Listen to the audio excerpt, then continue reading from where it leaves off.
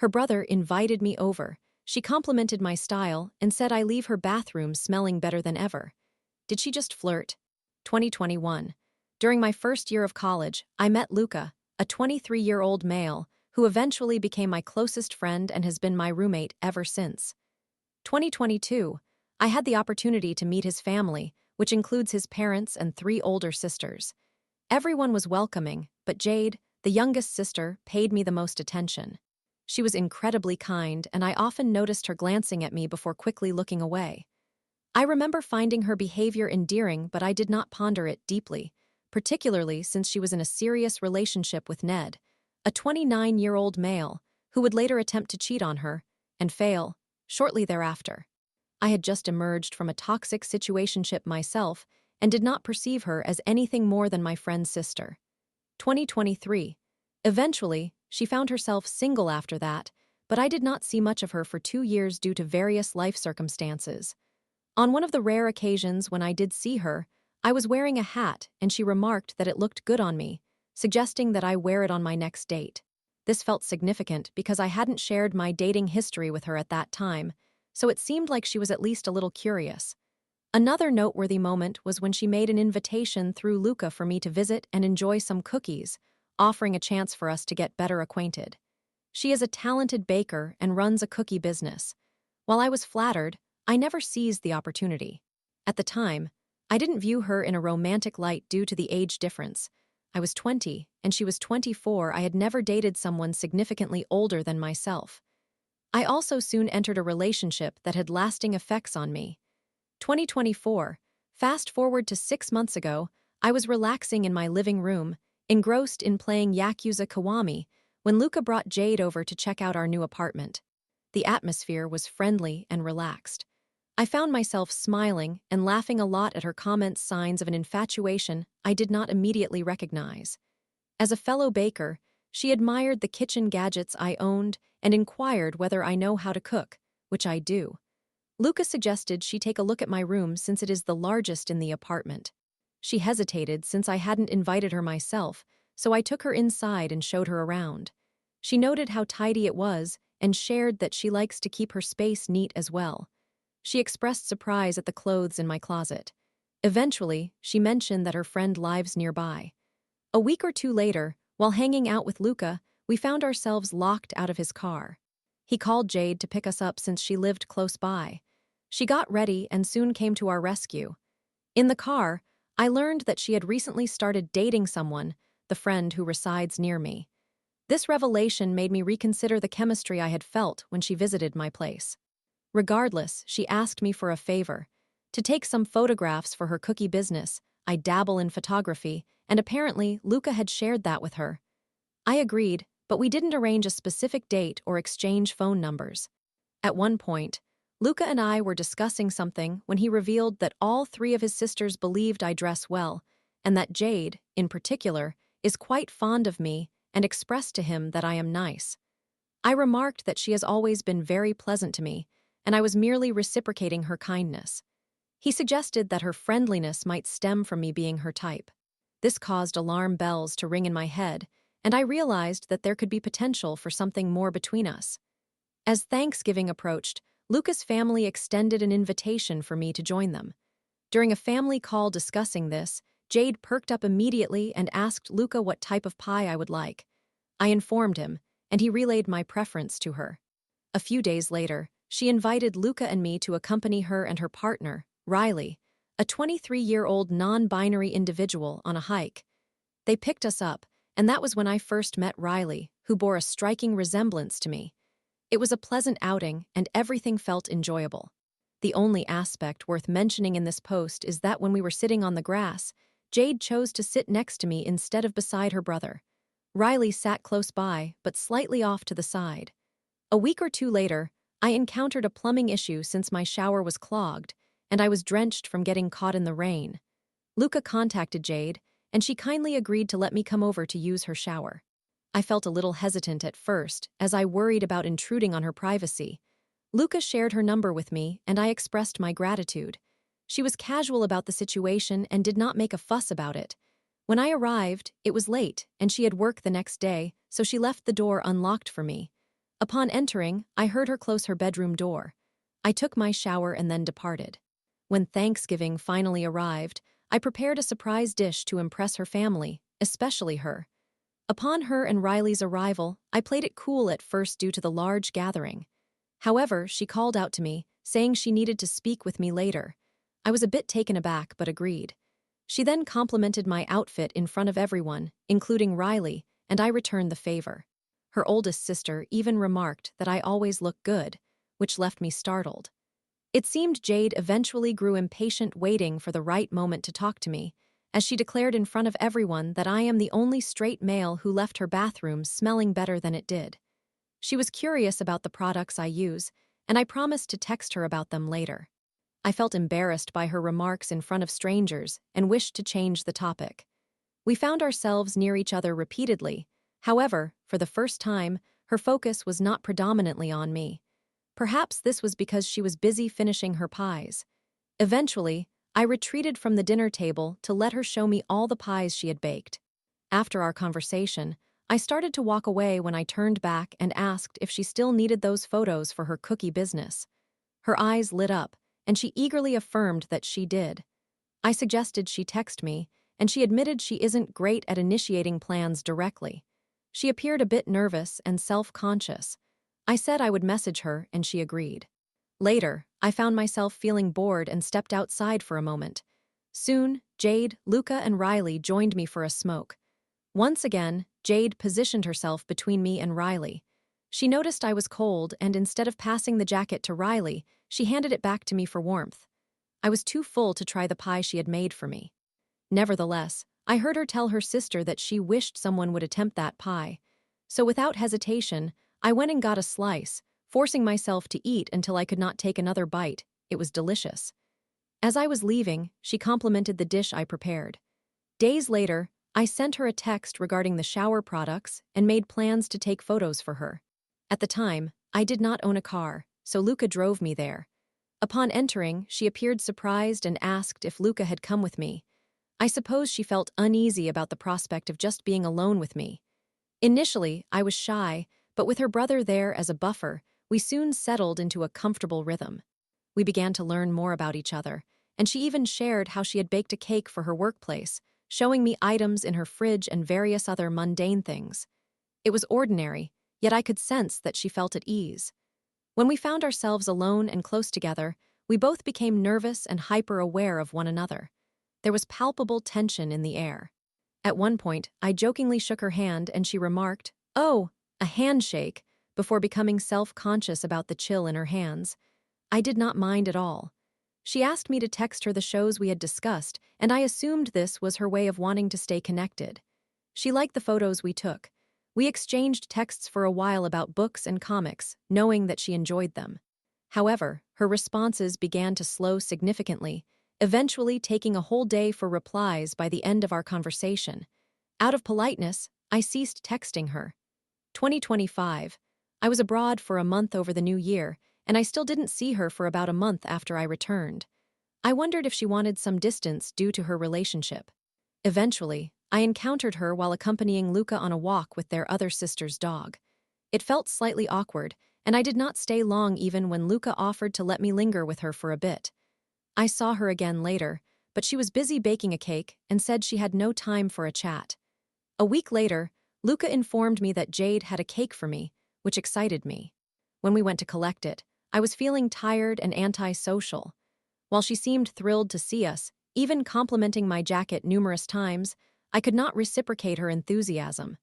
When it was just the two of us, she inquired if I had any pets, yet our conversation was interrupted by her siblings.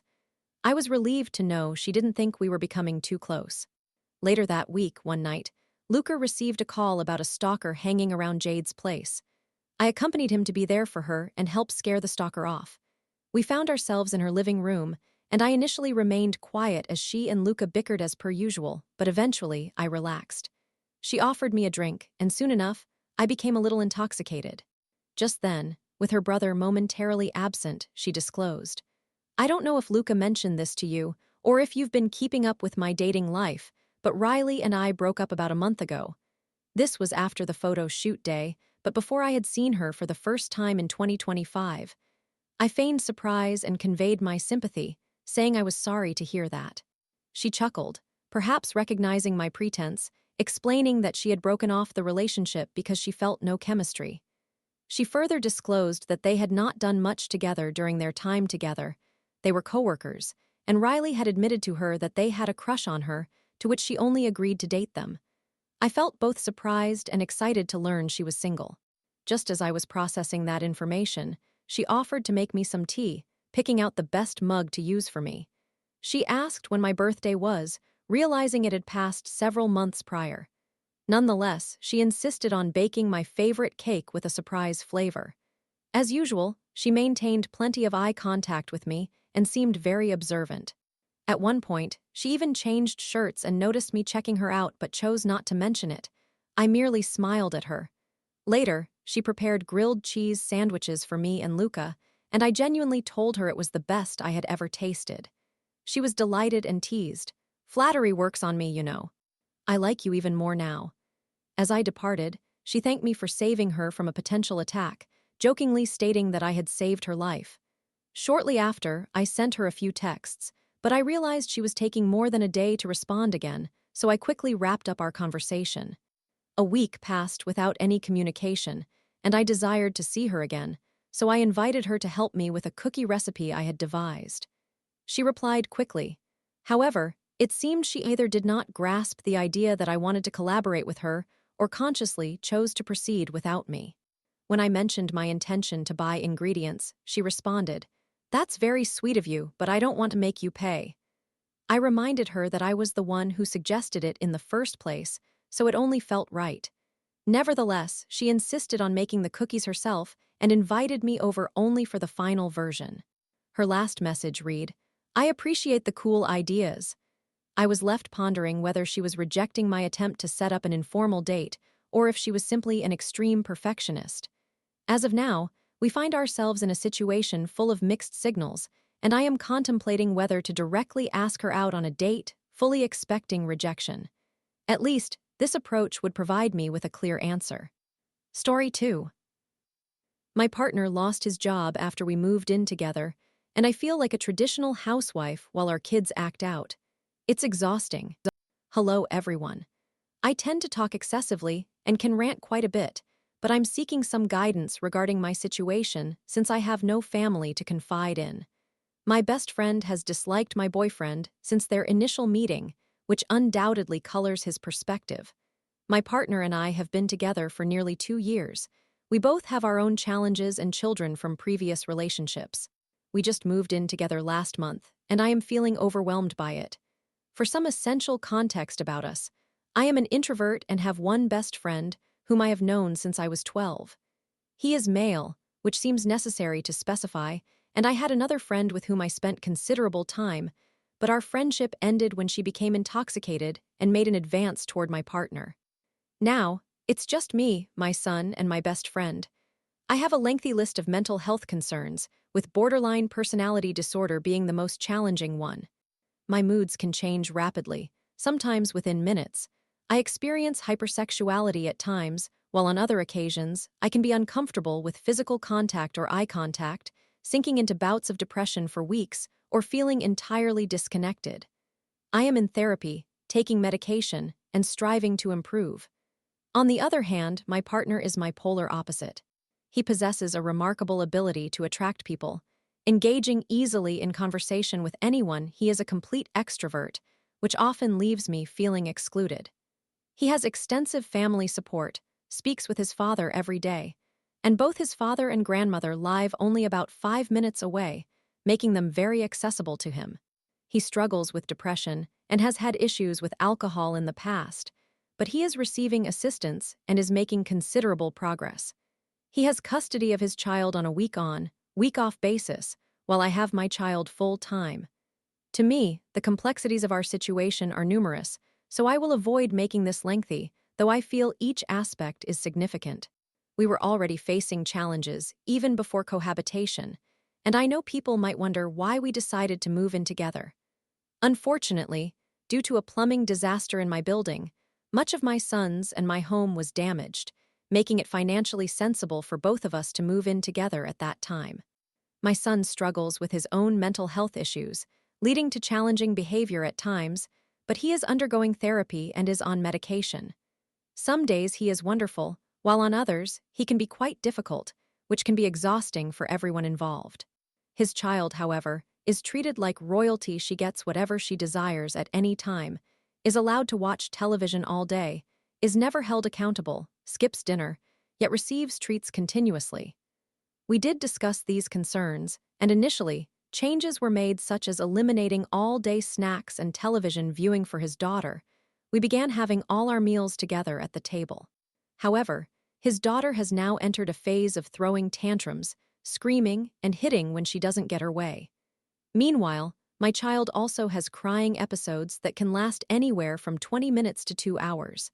Neither child is perfect, and we both find ourselves on edge regarding each other's kids. I realize this is becoming lengthy, but concerning our personal relationship amidst our recent transition to living together, my partner lost his job. He was a seasonal mechanic, which he didn't view as a significant issue since he was informed he could receive employment insurance benefits. This occurred around mid-December, and he has yet to secure full-time employment. When he needs extra cash, he works with a temp agency near our home. However, I feel like I have taken on the role of a traditional housewife. I care for the children, prepare meals, clean, and manage everything. He claims to handle the laundry and keep the basement tidy, but I believe that is mainly because he spends the majority of his day there. When he isn't retreating to the basement, he is playing video games. For me, a significant concern as someone with hypersexuality is that we can go a week or two without intimacy, and that is increasingly troubling for me. He mentions feeling like a failure due to his employment situation, even though he is actively seeking jobs. He is stressed from navigating family court disputes concerning custody with his child's mother, experiences loneliness due to his father's new relationship, and feels he has lost his support system. He claims that amid all this, it is challenging for him to become physically intimate, which is something I have tried to approach sensitively. I suggested the idea of therapy, but he has not responded positively. This week, he has not gone to work at all. He spends his days playing video games, consumes at least 4 alcoholic beverages daily, and scrolls on his phone. I am concerned about his drinking and mood, but I also feel frustrated because I am no longer attracted to him in that state, and I don't perceive any effort on his part. I have attempted to initiate intimacy, and he encourages it, yet it hasn't happened. We are now on day 5 of saying we were going to be intimate later, but it hasn't occurred. I do not feel satisfied either emotionally or physically. I feel like I am the one maintaining our household and managing both children by myself, while he will occasionally come by to turn on the television for the kids after I have said no, or give them cookies before dinner. I mentioned my best friend because we have been communicating frequently via text or phone, and my partner continuously criticizes that. He believes I am neglecting our relationship, asserting that he knows my best friend harbors feelings for me, suggesting that if anyone else overheard how I speak to him, they would end their relationship. My partner claims my best friend and I are codependent and toxic, which frustrates him when he hears us conversing on the phone. Despite this, I often invite him to join me on walks, to watch movies, or even to shower together, but he prefers to sit alone in the basement, scrolling through his phone. I genuinely want to support my partner, and it might make me sound terrible, but I have attempted to be there for him during these initial weeks. However, after more than a month, I am worn out from handling everything alone. I didn't mind as much when he was working 12-hour shifts and earning enough to support himself and his daughter, but now that he is home all day, I still find myself managing everything. With the added frustration of feeling unfulfilled sexually, I am just bored, and I am at a loss for what to say to him. Any advice,